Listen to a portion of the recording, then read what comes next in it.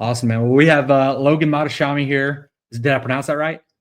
Yeah, better than most people. Logan Mohtashami here from HousingWire. We recently met on Twitter. I made a meme of him, and because I know we both like to troll. He's an epic troller on X. If none of you follow him, you should go on there and follow him because he loves to troll. So I knew his feelings wouldn't be hurt by my meme. Oh, it was great. I loved it.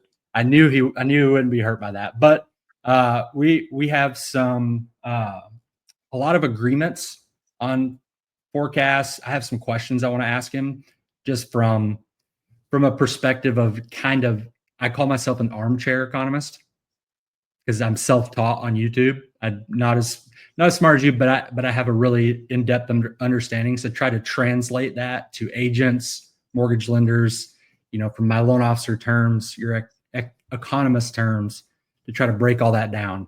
Because I think a lot of it goes over a lot of people's heads all the time. Because unless you study this stuff like you do, it's really hard to get what most people are talking about. You have to say it in terminology that can relate to an industry, realtors or mortgage people, that their job is kind of sales more than numbers.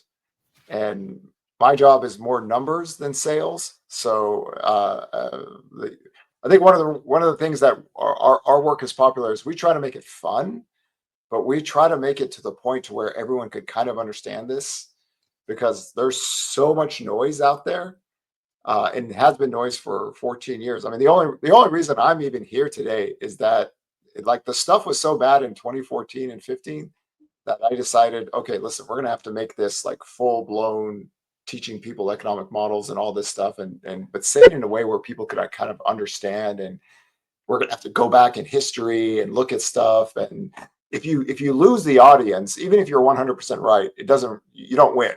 You got to get people on board, and then if they learn, then in a sense they become your army as well, and they'll tell someone else, and then it starts to progress in a better fashion. 100%. Like recently, I've been seeing quite a few agents recently share a lot of your stuff on Instagram.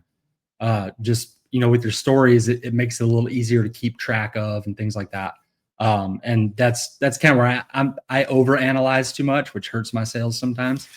My girlfriend says I'm a psychopath because I literally just listen to YouTube videos all day long while I'm working. Like, oddly enough, I don't read other people's work. I don't follow a lot of people. I hardly watch YouTube unless somebody forces me. So I'm stuck to my data, and even my economist friends, I've never read their forecasts or anything. Really? I am 100% just the old high school basketball coach in me in the last century. It's like, you focus on your players first, fundamentals, and then if you need to scout another team and get their plays and all that stuff, that's fine. But economics is one of these things. There's a million different ways to look at something. And if you listen to like every single thing, then it could maybe cloud your judgment. Me, I was just like, I hardly follow anyone on LinkedIn. I don't read. They still have LinkedIn? Huh? They still have LinkedIn? They still have LinkedIn. I hardly follow anybody on Twitter. It's like 200 people. Yeah. But I don't go into people's forecast models unless I'm in an event and we kind of talk about it. I'll get what I need off of a chart. How they present a chart or how they show a chart, I could get everything off of that. But this way you focus on your own stuff, and then the technicals, and then everyone kind of realizes like where you stand. Yeah, 100%. I'm like the most annoying person to talk like politics and stuff too, because I love listening to both sides, because it doesn't matter which side you're on. I love watching both things and finding both perspectives. You know what I mean? That's kind of the way I am with the economics piece, and I didn't go to school for it, so I have to teach myself somehow. So on YouTube. So we'll get rolling here. First thing I want to start out with is your. I'll give you a few, 3 to 5 minute elevator pitch piece of your forecast for mortgage rates, home prices for 2025, 2026. I'm sure you probably got that down pat, huh? So I never forecast 2 years. I only forecast year to date. And every single year, by the end of the year, we redo the forecast because we track everything weekly. And then what the forecast stays, we don't adjust to. We just see if we're right or wrong. So 2025 forecast 10-year yield 4.7 to 3.0. Mortgage rates 7.25 to 5.75%. The spreads improving only off of a 2.54% average base level, and only 27 to 41 basis points if that happens. We were heading that direction, and then the market volatility has kicked it back up a little bit. But those are the mortgage rate 10-year yield forecasts. Home prices 1.77% nominal. That means real home prices would be negative, similar to last year's forecast. Last year was 2.33%, but I got that wrong. I lost my forecast around the summer when mortgage rates headed down to 6%. Our forward-looking data started to get better on that, so I knew I'd be wrong. I think we ended up around roughly 4%. So that gives you an idea. Last year, mortgage rate, same thing, 7.25 to 5.75%. I think we had 7.5 to 6. So on the edges, we were off by a quarter, but gives you an idea because our weekend tracker, we keep everything live. We think the model is more important than the forecast, because if something turns, we want to be the first persons to talk about it, because we're like 2 or 3 months ahead of all the monthly reports that get shared. 100%. And I didn't know you guys did that, but that is one thing that annoys me about a lot of the forecasting is midways through the year, they will be way off and they'll change their forecast. And then at the end of that year, they'll be like, hey, look, and they'll post their article from October. And they'll be like, look, it was right. Absolutely. We 100% do not believe in that. I always joke, like, there's like quarterly forecasts. They say forecasts, and then you don't hear from them for like 6 months. Oh, yeah, here it is right here. It's like, for us, it's like every day, every week. Like our Instagram is now like 1 million views a month, because literally there's like 10 to 15 videos on stories a day, and all we're doing is looking at the 10-year yield and all the economic data and everything. And we don't ever stop. So correct me if I'm wrong here, but you guys have Mike now, right? Yes. Okay. And did you guys develop a different, I guess, type of data that you track every week? Like you have your own kind of proprietary thing that you started looking at versus Altos has their own information that HousingWire acquired. So what Mike and I do, Mike is very good on the inventory side of the equation. I'm do the kind of my economic model side to the equation with housing, and we combined them together in late 2022. So we call it the weekend tracker. And this way, we just basically give everyone updates on active inventory, new listings, price cuts, all the economic data, where the 10-year yield is ranging, and we combine them together. But Altos's data is their own. Okay. And HousingWire acquired them, so we just joined it together. So I would say it's like an unfair advantage, having like live data and then just have two people that just like focus on that, rather than looking at monthly data that tends to be 2 to 3 months old. Yeah, I think 2023 was a really good example of that. November 9th, after that period when the 10-year yield started to fall, our forward-looking data started to get better. And we were telling everybody, it's going to take everyone 6 months to realize that home prices aren't falling 20% in 2023. And by the time they get it, it's way too late. And then they're going to have to make up a bunch of stuff that, the reasons why they got wrong. So this way we have kind of an advantage, but we keep everything fresh. Now we can break down every single zip code in America, but we only, like, for the public, we share it to the national data.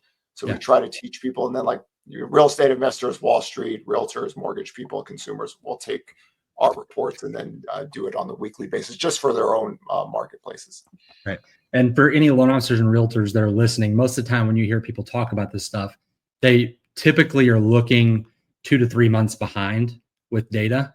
And so by the time you're probably hearing about it through the news cycles, if you're active in the business, you've likely already felt it at that point. Just from days on market, from your own experience with listings, things like that. So he's saying that they essentially track weekly listings versus going off what most people do, which is, typically 2 to 3 months behind. So your forecast for 2025 home prices, what was your basis for that? Well, we don't believe in the mortgage rate lockdown premise. We believe inventory can grow as long as rates are higher and days on markets can grow. That means rates can elevate with active inventory elevating. I think a lot of people just thought that inventory can never grow ever because nobody would sell their homes. And that's not true. 70 to 80% of home sellers or buyers So when active inventory levels broke to all-time lows in 2020, we got, for our own data line, in March of 2022, inventory got to 240,000 single-family Mhm. homes for the entire country. That is so abnormally rare Yes. that any kind of rate increase would naturally rise the curve. So it's just getting back to normal. And if you think of 70 to 80% of home sellers that are buyers, there's one group of people that buy a house that don't give you a home. Millennials, they were starting buying in 2013. So as you can see, inventory has been slowly moving from 2014 all the way down to here. But if you keep rates elevated, days on market could grow, inventory could grow. So my home price forecast was lower than last year because I don't see mortgage rates really breaking under 5.75. If I thought that to be the case, it would be different. So elevated rates, inventory could grow. We have two states that inventory growth has been already very big in 2024. So the pricing curve can cool down, which is abnormal to be at 1.77%. Historically, home Mhm. prices rise 4.7 to 5.3% on a nominal basis. So that's a very, very weak pricing data. I think Mike had a 5% appreciation forecast early in the year. So that's the basis of the lower rate of growth pricing for 2025. Okay, awesome.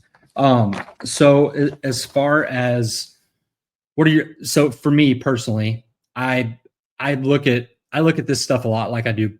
I love politics, so I always reference stuff to politics. I always look at it as like politics. Typically, it's somewhere in the middle of all the crap you hear all the time.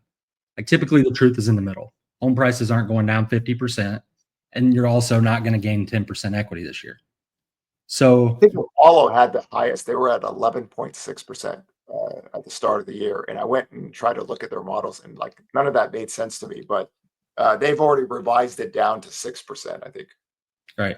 So for me, like one thing I've been telling people, and I kind of want you to debunk this or argue it, whatever, is that 2025 is essentially going to 2025 into 2026 is a zombie market.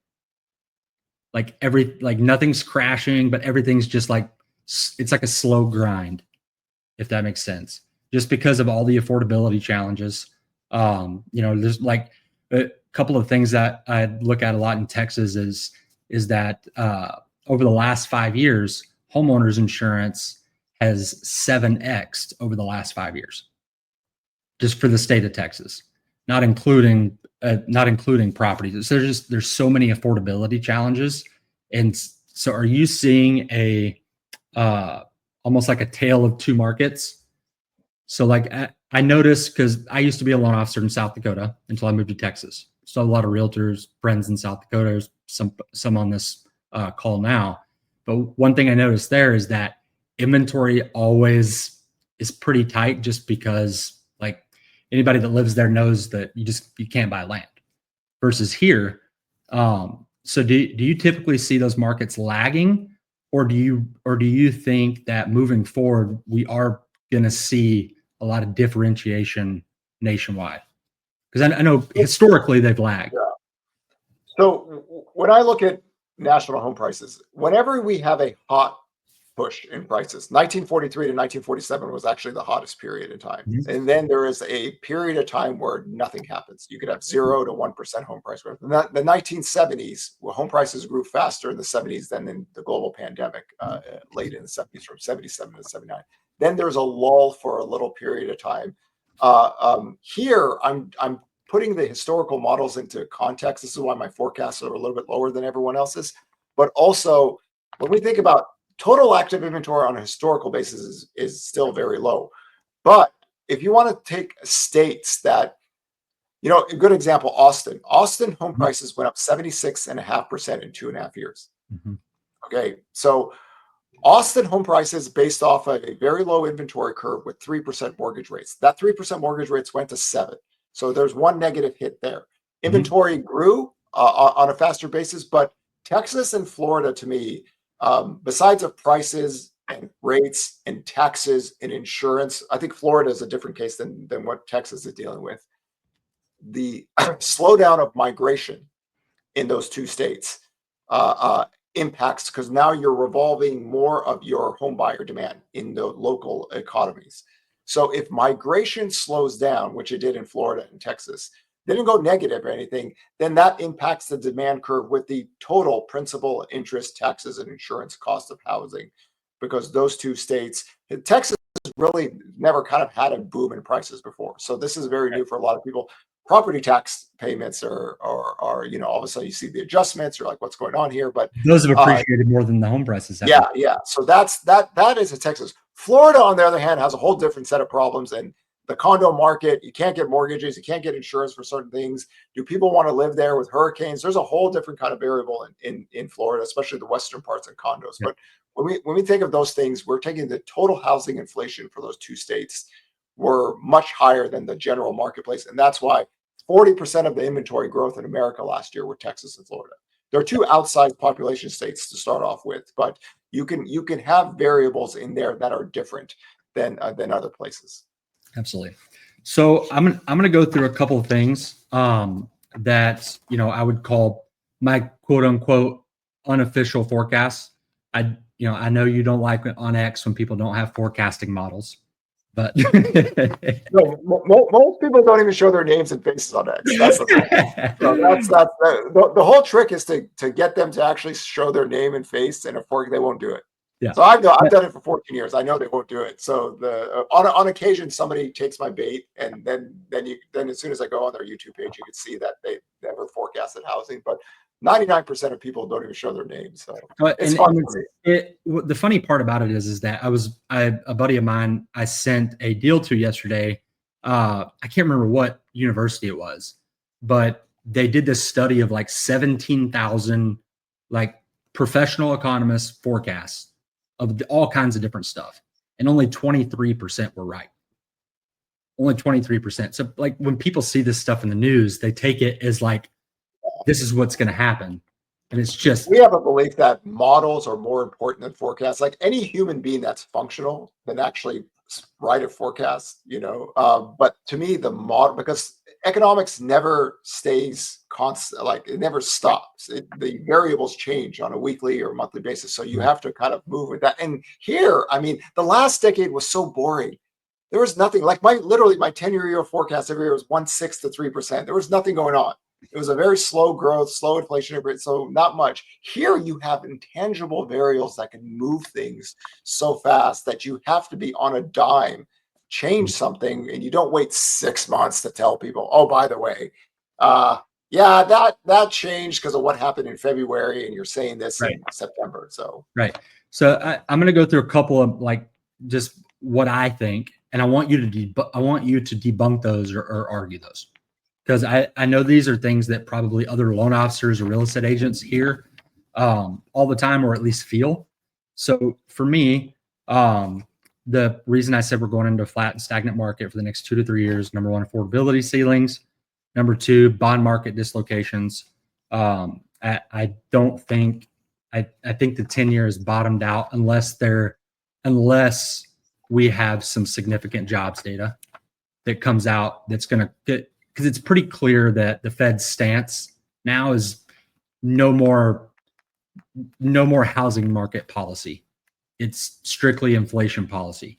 And so for me, unless there's a huge uptick in unemployment, I personally believe that they're not planning on cutting anytime soon. Just like, all those articles from last year that said the Fed was going to cut rates 7 times. I don't know if you remember everybody showing those. So they were going to cut 9 times and 17 times. Like you have a labor over inflation model. I actually do. Even though I made a meme about that. There you go. We agree on that. Yeah. I do have a labor over inflation model.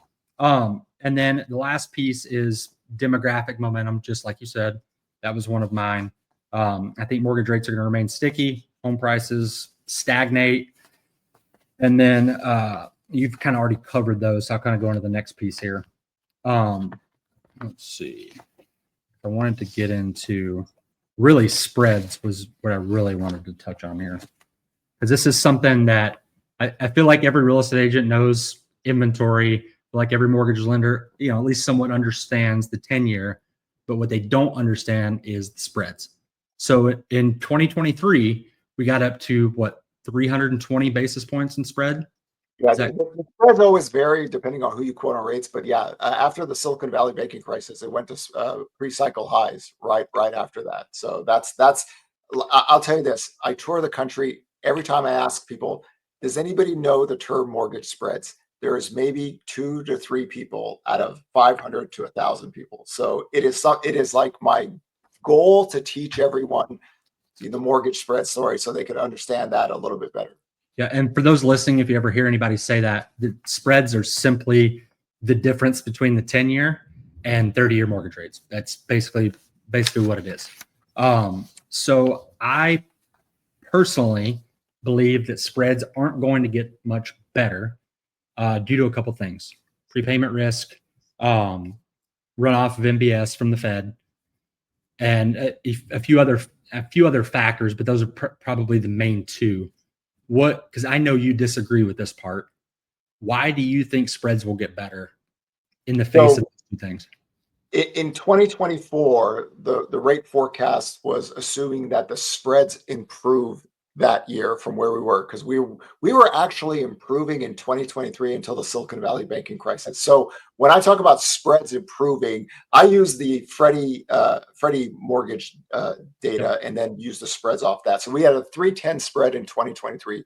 We got down to an average of 2.54% in 2024 if you average it out for the year, only because of compression on volatility, and there were big buyers of spreads at that point, because it was priced in a very favorable. So the EPO risk gets a little bit less when the volatility compresses, and then you need the Fed rate cut cycle to go.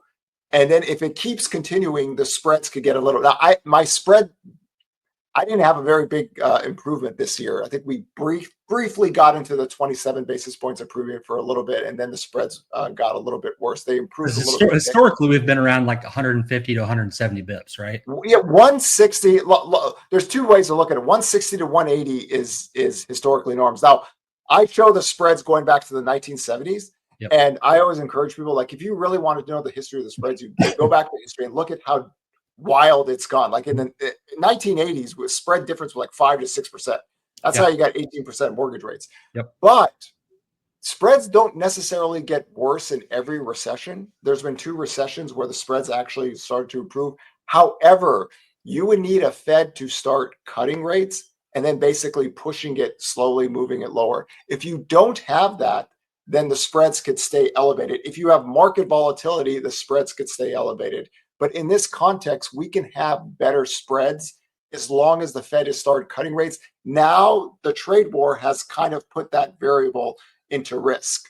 But if I thought there was no trade war happening and the Fed was talking about, okay, we are going to basically cut rates 2 to 3 times, and the volatility the spreads would get 27 to 41 basis points better. That's not a lot. That means, we go down to about like 2.28 or 2.23. That's all I was looking for in 2025. Okay. So for me, I know there's a lot of like dissidence in the economics world about supply and demand of treasuries. But my question to you is, I know that it's always been the case that supply and demand of treasuries really doesn't matter. Like we've never had it. Yeah. We've never had a bad bond auction in America. Yeah. Right. However, as our deficit grows, as we continue issuing these things like candy, and with foreign demand falling, for example, the Japanese, is it whatever you call him, said that he made a statement today saying that they were going to use their 10-year treasury holdings as leverage in the tariff negotiations. So I know historically that has not played a factor into where yields go, but moving forward with all of those things, as we continue issuing these things like crazy and foreign demand is dropping. China and Japan have been a net seller of treasuries for the last decade. So as foreign demand starts waning and we start issuing more, do you think that supply and demand of treasuries is ever going to become a problem? At what point does it? For it to be a problem, we really need to have like a few bad bond auctions. Okay. Now, the Treasury is a lot of the debt that's going to be issued going out is going to be short-term debt. Hmm. So if you believe in, issuing more short-term debt to refinance it, then the short-term debt curve would actually start to increase aggressively if that's the case. So what we're seeing now is that the Treasury wants to limit the long-term supply as much as possible. And then in this context, we'll actually take the short-term debt as the variable on how much deficit we could refinance. Now, if we had one or two or three bad auctions, the whole thing is going to be questioned at that point. Right. Because like the way I think of it is that yes, it's never been an issue, but now that it's becoming like more and more of a thing that people like, I guess feeling is not really economics, but I feel like at some point the chicken's going to have to come home to roost, if you will, because so many pensions and like everybody's stuffed with all these things, and with foreign demand waning, I feel like at some point there's not going to be enough demand to meet what we need with our spending levels currently. If it ever got to a point where the U.S. Had that problem, the Fed would kind of step in to cure any kind of bond auctions. They could. But do they have enough bullets in the chamber to do that? They to me, we've never had a bond auction just because we're the biggest and most powerful economy in the world. Like other countries would have. I always explain it this way. For me to like change my mindset against the 10-year yield is basically that the bond market auctions would fail and other countries' bond auctions would do better. And our dollar starts to go a lot lower. The Mexican peso really starts to get, or Canada starts to get. So until we see that, our debt to GDP levels. I mean, if you look at the United States, we have 190 trillion dollars of financial assets as a country. It's like $300-400 trillion of net worth.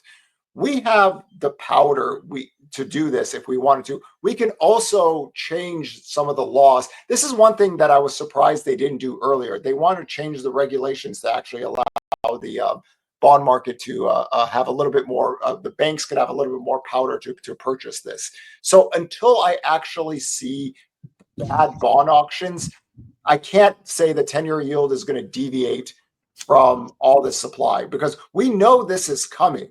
Right, this is not like it's anything off base, but the 2-year yield and the 10-year yield, 65 to 75% of where the 10-year yield can move is basically Fed policy. We don't have any stress in the data lines yet to say, here comes this huge auction, the 10-year yield needs to go higher. Until I see that, I don't kind of go into that conversation because I don't have any data to back it up yet. Yeah, and I guess that's why I'm like, I think that it's going to stay flat. But a couple things I wrote down about why I don't think the Fed's coming to the rescue is Powell's clearly stated QT isn't ending right now. MBS runoff is permanent structural policy at this point. There's no more artificial suppression of mortgage rates, which for those of you listening, essentially back in 2020, the Federal Reserve, how would you word it, Logan? Created artificial demand for mortgage-backed securities? They became the biggest the biggest MBS purchasers for a very, very long time, especially the early part of the decade. That thing, we're talking trillions of dollars of mortgage-backed because the banking system was not functioning right, and they did not believe that they would have buyers in that marketplace in an effective manner. Yeah. So, like for those listening, that's why we had such artificially low mortgage rates, is because they literally came up and simple supply and demand. They literally came in, bought up majority of the supply, and essentially drove the prices of mortgage-backed securities way higher. It's essentially what they did. But I put there's no more artificial suppression of mortgage rates, and even if spreads narrowed slightly, MBS buyers are still scared of duration and credit risk currently. What's your argument to that? My argument is that if volatility compresses and the Fed cuts rates, if the labor market breaks, the spreads should improve. We don't have that much improvement left, especially if we get to as low as 2.28%. That was the low point in our data line. So if we get more rate cuts and less volatility, then I think we could get down to the 2s and the 1/8s. And that's kind of it, because there's other pricing mechanisms that hurt mortgage pricing, where Freddie and Fannie have pricing hits on them. But we kind of got to a point to where we were almost toward the end of this earlier this year. But you need rate cuts. You need the Fed to get dovish, and you need volatility to compress. So far, the rate cuts are now a question, even though I think they're still going to happen. There's still a question in the marketplace, and we had a volatility event. So we can get down toward that 2 to 180 level. And this was also one of the bigger debates in 2024, that a lot of people thought the MBS market would get worse, not better. And that was the people that were forecasting 8 to 9% mortgage rates. That was a valid theory if you thought this MBS market would get worse. Yeah. But to me, I'm just looking back at all the history of mortgage spreads when the Fed wasn't involved, right? The Fed's never been involved like they were. 65 to 75% of all 10-year yield ranges is Fed policy. 25 to 35% is other economic variables. When we look at how I like to tell people is, we look at the 1970s, 1971 to 2025. The 10-year yield and 30-year mortgage is a lovely slow dance couple. But there have been times where the slow dance is a little bit wide as the spreads get worse. Sometimes they get a little bit close. We want intimate slow dancing 1970s Soul Train style. That's a positive for housing. But here, the spreads have been elevated for a longer period of time, but they're slowly moving lower, which tells me that there is some functionality to previous decades where there was not the Fed buying in mortgage-backed securities. But because they're not the biggest buyer and the Fed isn't technically dovish, right? They still believe, they'll tell you this, they are restrictive policy, modestly restrictive.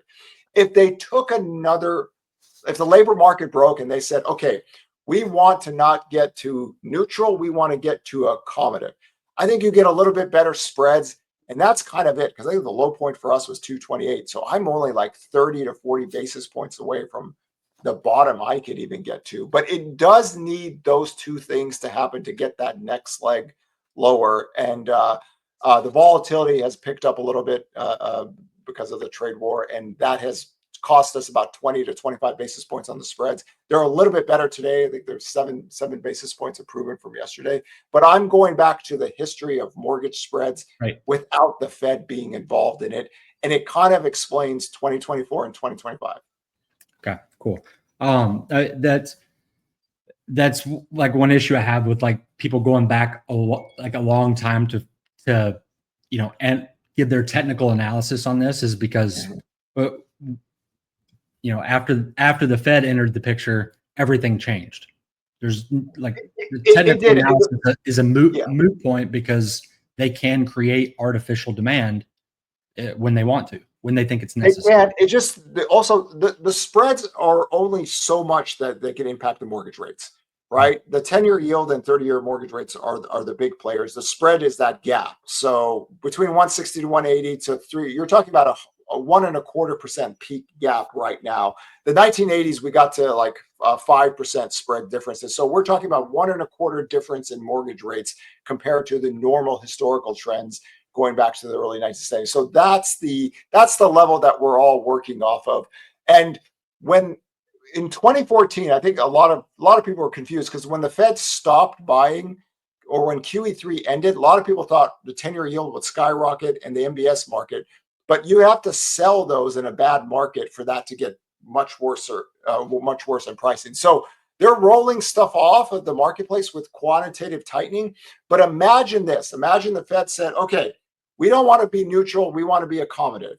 We're no longer doing quantitative tightening. We're going to cut rates to make sure that the economy doesn't go into recession.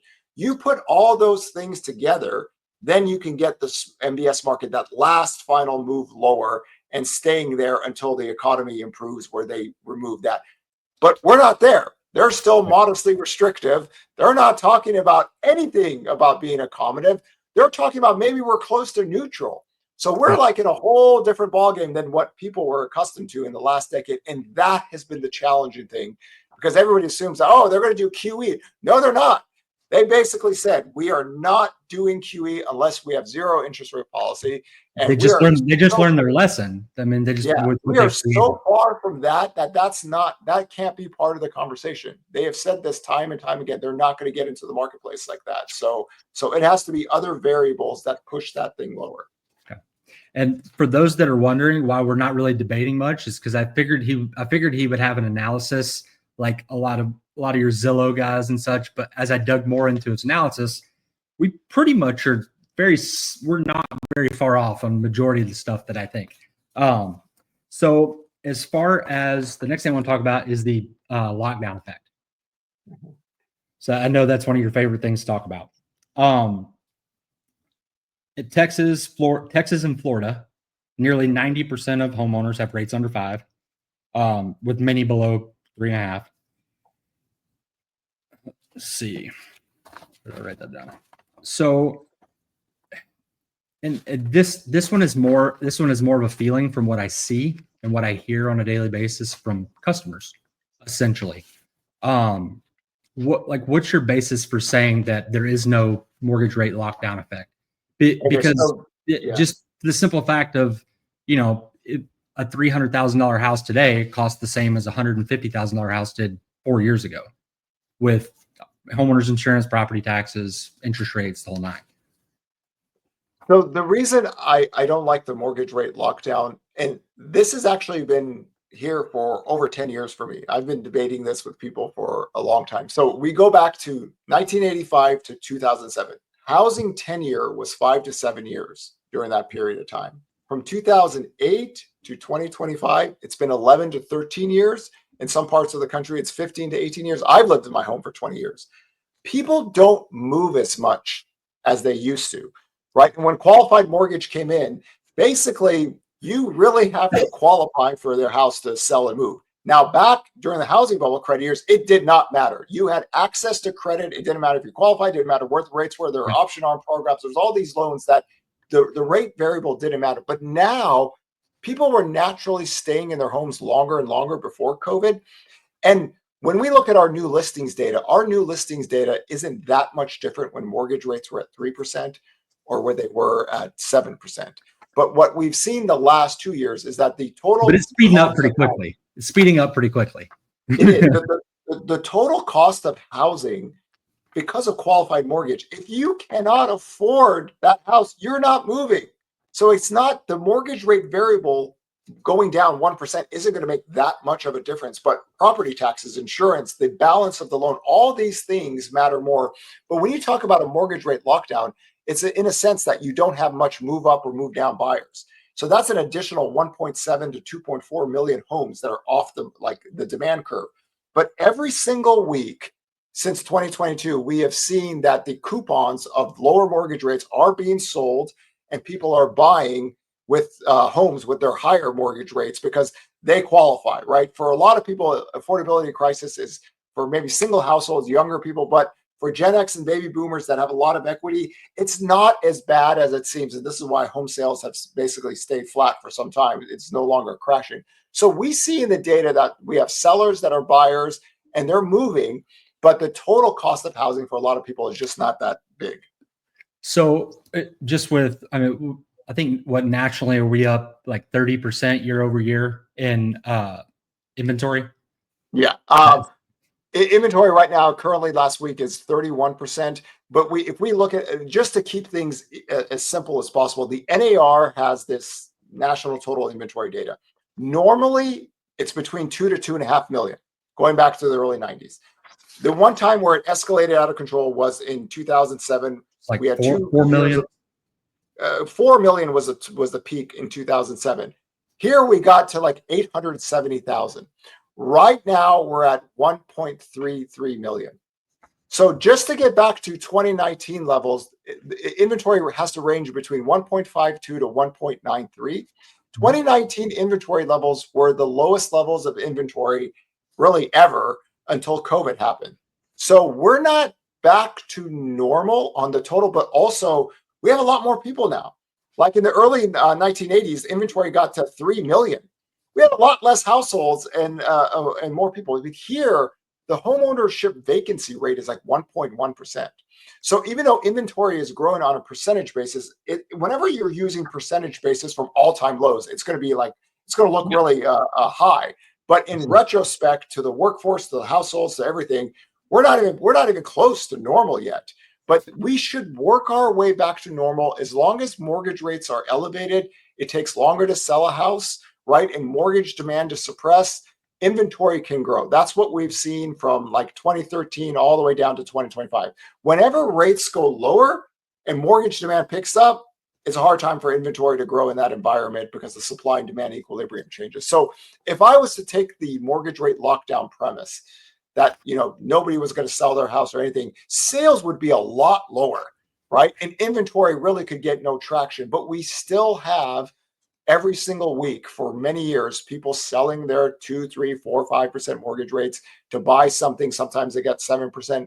And that is the baby boomers, the Gen Xers, the elderly millennials, even the silent generations. They're still there. So that's why I don't like to use the mortgage rate lockdown, because people say inventory can't grow in that. It's been growing. People say nobody's going to sell their house. There's tons of data that shows that people are selling their house and buying with higher mortgage rates. That's why I always tend to fight that one, because if we had an authentic mortgage rate lockdown, oh my, that would be really detrimental to demand, because everybody would be staying in.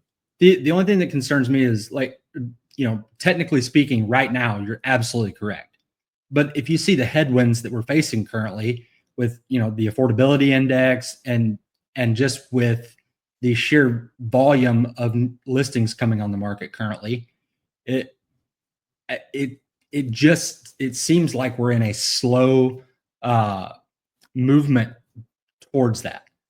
Like, that's where I would argue the lockdown effect. Here's one time in history that I always like to refer people to. The early 1970s, the baby boomers started to get their households going, and then in the mid 70s to the late 70s, housing was booming. Right, home sales were booming, prices were booming, starts, everything was booming, even with mortgage rates heading up higher.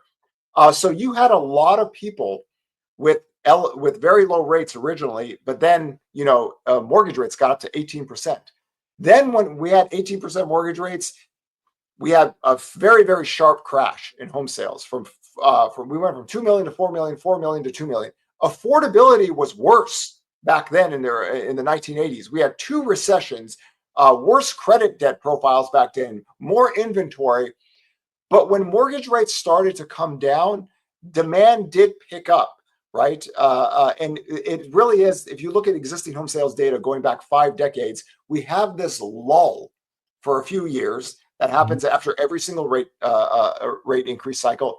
But every single time, if rates fell down, even if it was just 1 to 2%, we do have a demand curve going higher. But during that period of time, there were always people that were selling their lower mortgage rates and buying something with a little bit higher, but they have to be a part of the affordability. That's why I always say principal, interest, so PITI, right? You know that term, I know that term. Principal, interest, taxes, insurance. That is a problem for a lot of people because other places taxes are higher, insurances are higher, so the variable is a little bit different. But in every single market, we do see sellers that become buyers.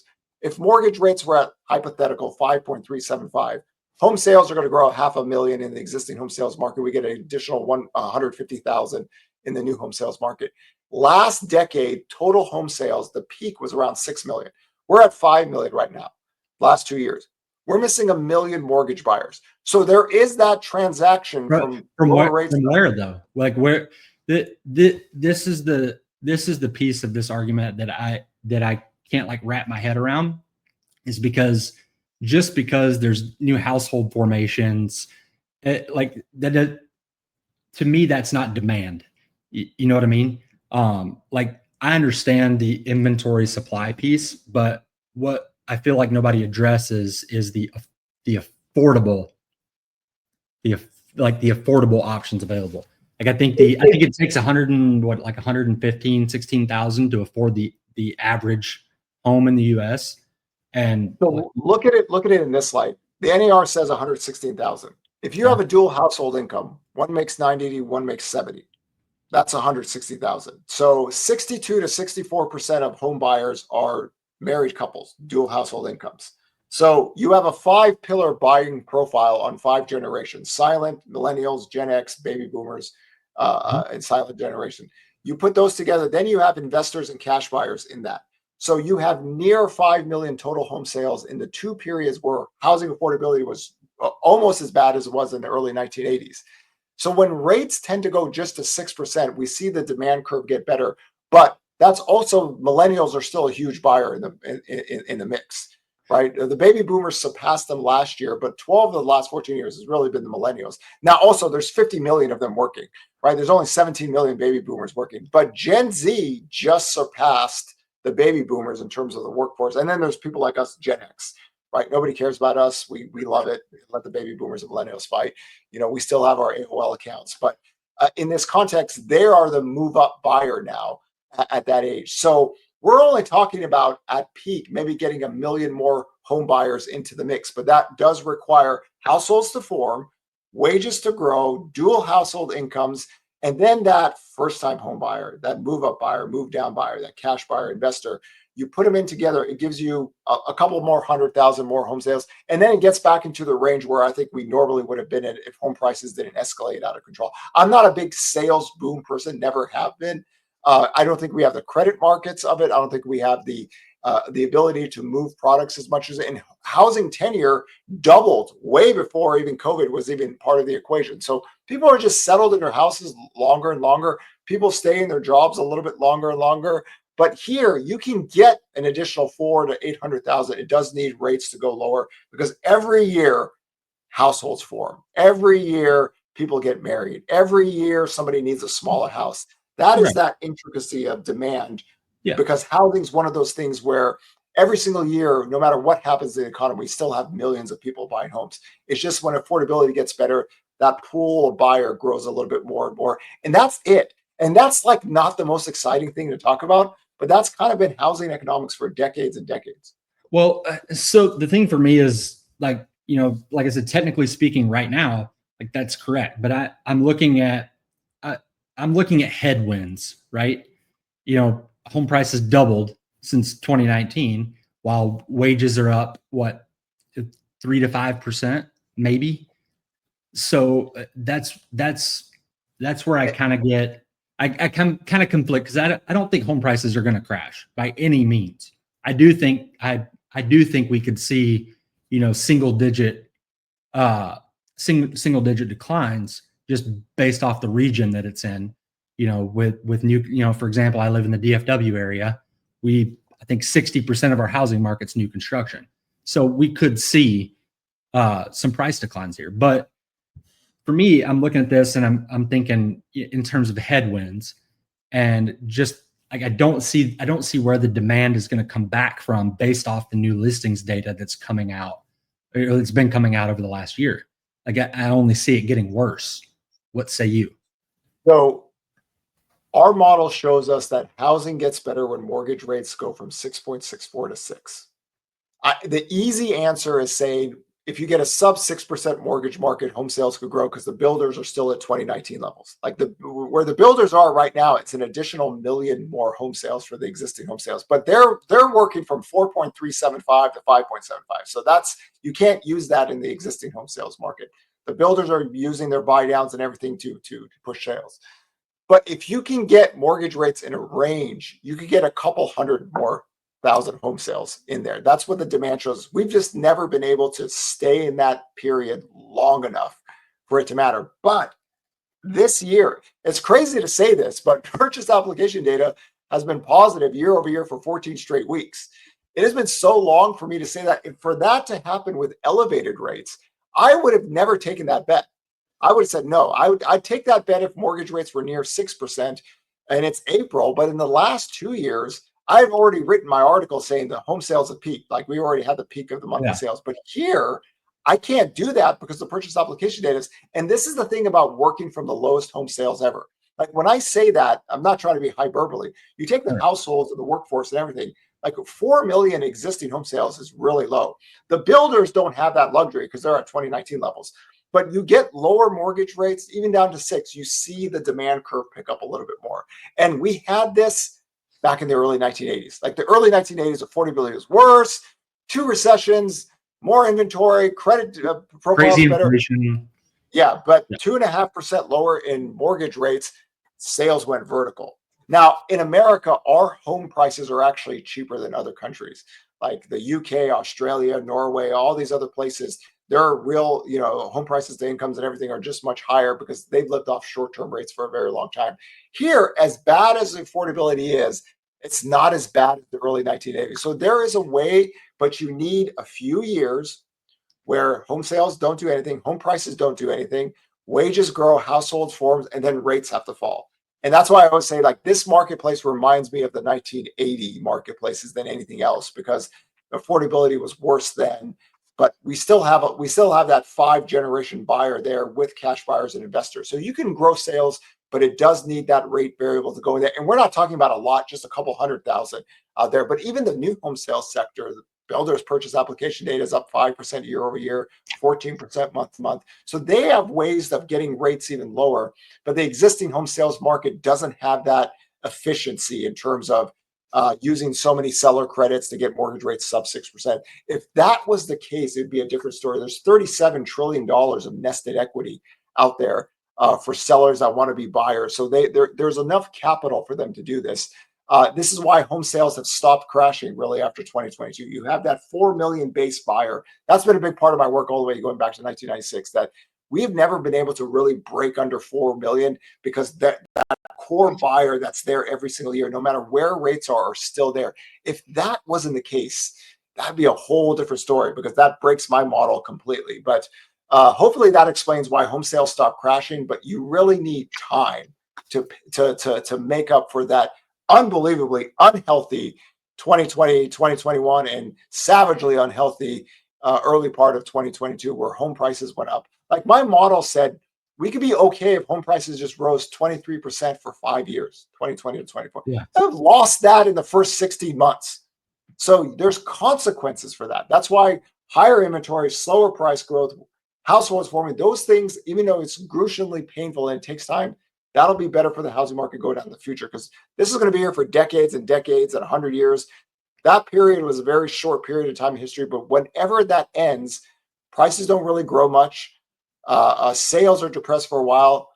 So far, every time when rates went lower, we saw growth in sales at that point. And I partially agree with that. One of the things I'm seeing here that concerns me a lot right now is builders using their mortgage companies to essentially prop up their home values. For those that don't know what they're doing, you can go look up like Lennar's earnings report, for example. They're giving away, I want to say it's like 17% per house on average in concessions. So I feel like that's also because it's 60% of Americans can't afford the average house payment right now. 60% can't. Plus, I feel like with the builders, they've kind of controlled the market over the last few years. They have definitely gained a lot of market share over the last 4 to 5 years, just with the interest rate buy downs, all that stuff. What effect do you think these, because basically what happens is when they take their loss at the mortgage company side, where a normal seller would have to report that seller concession on an appraisal. So it would go into a comp. Well, now it's not on there. So what effect do you think that's going to have on there? Because nearly all new construction homes at this point have that happening on the back end. So the builders sell homes as a commodity, not as a transactional existing home sales where that seller tends to be a buyer. So their only job is to make as much, like I said, I always use this term, the builders aren't the march of dimes. They're here to make money and they're going to manage their profit margins as much as they can. They're also a very small portion of the marketplace, generally speaking. Like right now, there's 120,000 completed new homes available for sale. 2 weeks of our new listings data in the existing home sales market overrides all the builders' monthly home prints in terms of available sales for the last 14 years. So the existing home sales market is the big gorilla. That's running at 4.1 million home sales. The builders are at 700,000. because they sell homes as a commodity, it's much different than the existing. These are like two different creatures right now. But Yep. because rates went up, the builders had for a short time, they had an unbelievable advantage. The last decade, the builders had the weakest new home sales recovery ever recorded in history. Why? Because active inventory was higher and everybody had lower mortgage rates to work with. So they had a very, very slow recovery from a very, very low base. So they have had this little brief period of time where their profit margins are over 20%. They can use that to boost the sales, but they are going to monitor those profit margins because they will hold back permits like they had. Yep. Housing permits are at COVID recession level, so it starts. They've pulled them, but they're not. They've pulled them, but they're not building. I mean, we have more. Oddly enough, right now the builders have more homes that haven't even started construction yet than ever, but it's only 100,000 homes. So in the big picture, it's not big, but for them, they're like people wonder why aren't the builders laying off people? They have homes ready to go and start. They're just methodically moving that process down. And I think that's the thing, is that there's this whole process of how the builders go from land bar purchases all the way to the final. And it's a little bit much slower, where the existing home sales market, hey, I'm a seller, I got to sell this house, I got to buy another one. Millions of more transactions out there.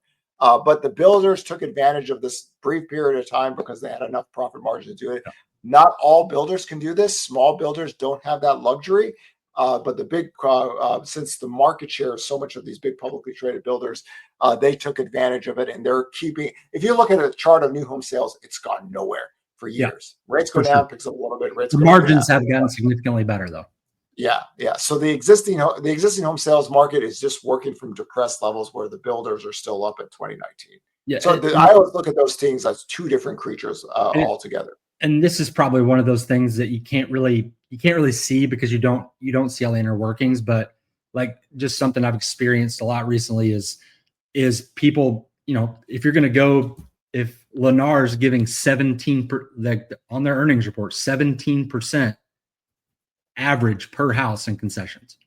So what somebody's having to do in order to be able to sell theirs and buy another one is they're having to be $100,000 cheaper to even be able to compete with the new build down the street.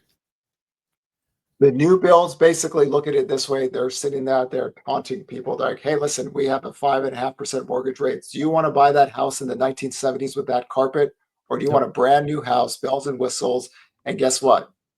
Just sign the contract. When it's ready to go, you can move in. I think a lot of people said that, well, there's so much room to go lower in new home sales and housing starts and residential construction. After 2022, sales stopped going down for them, right? Because the builders were just monitoring that profit margins to give that rate. So in that context, they had an advantage that they did not have in the last decade, when there was a lot more inventory and a lot lower rates. So they're going to milk that as much as they can until the corporate profit margins start to go into the low teens, something of that nature. Then it'll shift. But as we can all see, this has been going on since 2022. So the big publicly traded builders have that advantage versus the small. Well, and it's over the last 5 years with interest rates, literally money's been the problem, and they're able to control all the money with the mortgage company and all the pieces that they have. So yeah, they're absolutely. They're what I describe as efficient sellers, selling home as a commodity rather than having a relationship about, okay, selling that house and moving or anything like that. They're just build it, make it, look at the profit margin, sell it. There you go. And they move on. Right. Correct. Just two more things, because I want to be respectful of your time. I know it's already been a minute. Number one is, what are some red flags that, because this is something you track weekly. What are some red flags you're looking for like, if this happens, my ears are going to perk up and I need to pay more attention to that? What are some of those red flags? Number one is the new listings data. If it takes off in an accelerated way, that's our number one red flag. Just to give everybody some historical reference. Define accelerated. Yeah. So Mike Simonson, when he made this, created his company, it was 2006-07. He went to Lehman Brothers. He told them that, hey, listen, we have a way of tracking housing a little bit different. We see the housing market breaking. Lehman Brothers told them, we have 85 analysts. We've never heard of you. Go away. And that same conference, Mike Simonson walks 15 feet, sees Goldman Sachs, shows Goldman Sachs the data. Goldman Sachs goes, oh my God, we're shorting the housing market. They made $10 billion.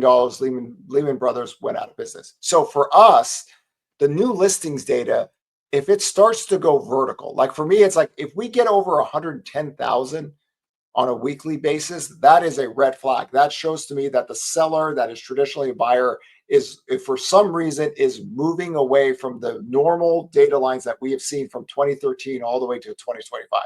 That's flag number one. That usually means there's something bad going on with the economy. If we look at the economic cycles, like I'm an economic cycle person first, housing second. So we have labor triggers to look for recessionary data. And we've always said that residential construction workers tend to lose their jobs first before every recession. Keep an eye on manufacturing. Today's jobs report, we have a slight month-to-month decline in there. Manufacturing is down a little bit, but the specialty contract and trade portion of the construction work, that is deteriorating a little bit faster out there. So those two things, one for the economy and one for the housing market out there. Naturally, if the 10-year yield goes up higher, if mortgage rates are above 7.25, that's my peak forecast. So that means demand will detrimentally get hit higher than what I'm looking for. So those three things are things that we track weekly with the 10-year yield, new listings data, anything like that. But for me personally, I love 2024 and 2025 just because we got active inventory up. We can't make this, we can't make this work unless home price growth slows down and allows wages and households and everything to catch up. Because if rates had fallen back down with inventory near lows, we're losing it again. Right. Yeah. It just, anybody who's listening to this, if that happened again, we're taking future demand away and it does nobody any good. So we needed a time to get inventory back, price growth to slow down, let households for less wages grow, get a firm base and then work off of that. So this is why I'm more happy in 2024 and 2025 than I was in late 2020, 2021, and early 2022, where inventory was simply too low. We had too many people chasing too few homes. 240,000 single-family homes for a country of 342 million and 162 million people working. No, that is not going to work, right? Unless you have elevated rates to slow things down. But back then it was 3-4%. That's why we were team higher rates in February of 2021. It's like, this is not a good thing. This is about to, like, people are talking about forbearance home price crashes. Like, are you guys crazy? This thing is about to take off. This is, so those are things that I'm looking for. We track them weekly. If we see that in the data lines, we'll let everyone know, because by the time it hits the existing home sales report, it'll be 2 to 3 months. Yeah. I'm an economic cycles guy too. And people don't understand that every time we go through one of these cycles, it's always something that happens, but it's always something different. So this time is never different, but it's always a different cause. And this is why I think a lot of the concerns with the trade war is like, how long is this going to go? A lot of the concern early on was the Fed rate hike cycle. That was such an aggressive Fed rate hike. But if you look at a consumption-based economy and majority of consumer debt of mortgages, they had a shield on that, for a degree. So it was a little bit different. But here we're keeping an eye, trucking jobs, freight jobs, those things. Of course, federal workers are starting to fall into the negative pool in the labor data. States are still hiring. So all these things right now, for me, 2025 forecast in terms of labor, 133,000 to 151,000 per month. That's the range. If it stays in there, it looks normal to me. We're at 147,000. So before the trade war actually starts to hit the data line, consumption was good. Economy was expanding. Now we're going to another stage. We're going to have to take it one day at a time to see what the offshoot effects of this is. Right. All right. Last thing here. I had some people submit some questions when they registered on here. And I'll answer it first, and I'll let you finish it off. Finale. An agent wants to know why buyers, what they'd like to see covered, why buyers are sitting on the sidelines right now, and how we get them to understand what's happening with rates and inventory. For me, I would say that you have to explain to people that even though the last 10 years have felt like the government was giving stimmy checks to homeowners, historically, that's not what's happened. People don't move every 2 to 3 years. There's typically not enough home price appreciation for that to make sense for them to pay real estate fees and paying down their principal. Typically, they don't make $50,000 in selling their home the next year after they bought it. So I would say the first thing is that the last 4 or 5 years of the stimulus we've gotten from the Fed is over, and you kind of have to take that out of consideration with the current market. And they just have to understand that a healthy housing market, days on market, is 90 to 100 days. it past 2 months for sure. That's a healthy market. And then when it comes to mortgage rates, to get them to understand what's happening, it's just simply kind of the same thing with the Fed. They gave stimulus checks to homeowners with their artificially bringing down interest rates over the last 4 to 5 years. That's not historically what's happened. And in a normal, healthy, functioning environment, interest rates 5.5% to 6.5% are typically on average. And they just have to understand that they have to erase the last 5 to 6 years out of their memory, because it's just not going to be that way anymore. What say you to end it off here? I say that millions and millions of people buy homes every single year. We're going to have near 5 million total home sales again. Housing is a cost of shelter to your own capacity to own the debt. It's not technically an investment. It's a cost of shelter. So when that variable changes and it becomes more affordable, right, more people buy homes. Every year you get closer to death. So people don't actually sit here and go, I'm going to wait 7 years to, get something I want. No, people are still buying homes. We're literally just 1 million mortgage buyers away from a peak normal period of time for housing. So if rates fall, if the labor market gets softer, if we see the data for the last few decades, what happens is traditionally when the economy goes into a recession, eventually rates do fall in that period. Housing demand tends to pick up, and we do these block channels with existing home sales tied to recessions. That's kind of been the case. So right now we're missing that million mortgage buyer. But if you look at where home prices, taxes, and insurance and everything is, that makes sense. It got really expensive for a lot of people, and mortgage buyers are the big drivers out there. So my thing is, you don't have to convince anybody to do it. Millions of people are going to do it. Every year you go by, you get closer to death. When rates fall down, a little bit more buyers pick up. That's how housing cycles have worked. I always joke around since the Peloponnesian War. It's just we have an affordability issue, just like we did in the 1980s, and we had home sales crash. They lulled, but over time, eventually, as households grow, wages grow, everything, when rates come down a little bit more, you start to get a little bit more demand. So as crazy as it sounds, home sales look about right, considering how unaffordable it is, but we still are just roughly 1 million home buyers away from the peak. I'm talking about 2010 to 2019. I'm not talking the post-COVID. That actually, since I'm not a big sales person, that looks more normal to me than about the 12 or 14 months that we saw during the COVID period. Yeah, that's exactly what I was going to say. When it comes to agents listing houses, like the biggest thing is, because the last 5 or 6 years, they think they can list at the very top of the market, and when it doesn't sell, it loses the new listing glamour. But people have to understand, like it was an anomaly. Yeah, I always say that the worst thing that ever happened in housing was the days on market became a teenager. Yep. I spawned the savagely unhealthy housing market theme. People got greedy. Nothing is good. Nothing is good is happening when that's the case. Now, the NAR data, 30 to 45 days using the NAR data going back to the last, that would be normal. We got to teenager level status. Nothing good happens. You either have a massive credit boom that's going to burst, or you have literally too many people chasing too few homes.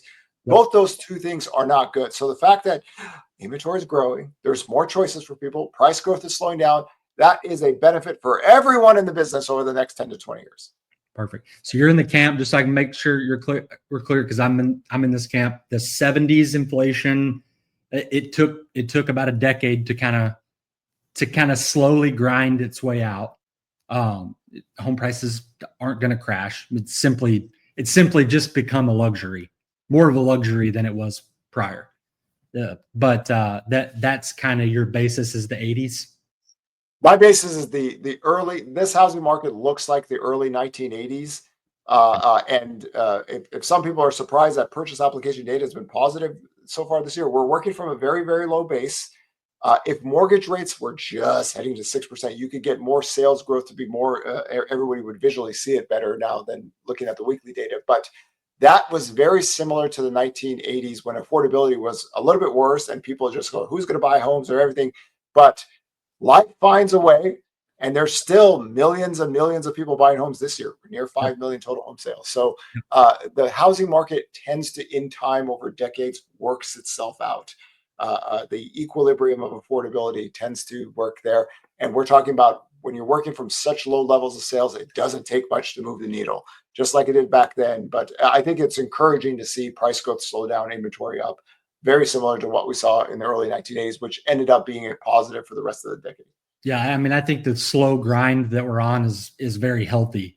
I just like you said, the red flag I'm looking for is the continuous addition of listings each week. But yeah, cool, man. Well, sorry we didn't get to argue more. We were kind of on the same page of everything, but you educated. I always say I never argue with people that are normal.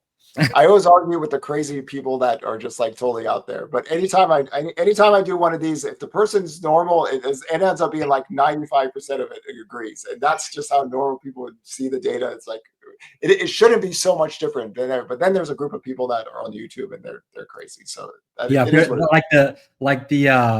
credit what is it? Is it the RCE, the credit expectation survey? They came out last week that said 41% of refinances were getting rejected. They don't know how to even explain based off of 1,300 people, and only 50 of them actually applied for a mortgage, and only 40 of them. Those surveys are so terrible. But people say, "Oh my God, 40% of home purchases." I was like, "It's for the refinance market, the denominator factor, and look at how small." Based off a data set of 21 people. Yeah, It is what it is. This is the world we live in. So 100%, man. Well, hey, I appreciate you a ton. It was a pleasure. You educated a lot of people, and keep doing what you're doing. A lot of fun today. Appreciate you, man. You too, man. See you.